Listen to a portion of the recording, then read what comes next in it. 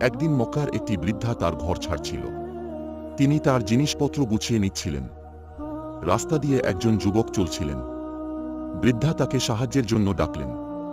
যুবক তার জিনিসপত্র তুলে নিয়ে গন্তব্যস্থলে পৌঁছে দিলেন। পথে বৃদ্ধা বললেন, তুমি খুব ভালো ছেলে। আমি মক্কা ছেড়ে যাচ্ছি কারণ এখানে একজন মানুষ এসেছেন যিনি মানুষকে নতুন ধর্মের দিকে ডাকছেন। যুবক মৃদু হেসে জিজ্ঞাসা করলেন, তিনি কি শিক্ষা দেন? বৃদ্ধা বললেন, তিনি বলেন, মিথ্যা বলো না, সৎ হও, দয়া করো, গরিবকে সাহায্য করো।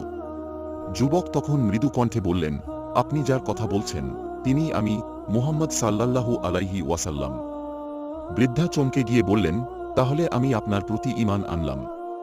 ভিডিওটির শিক্ষা হল, আচরণের মাধ্যমে মানুষকে ইসলামিক শিক্ষায় অনুপ্রাণিত করা সবচেয়ে শক্তিশালী মাধ্যম।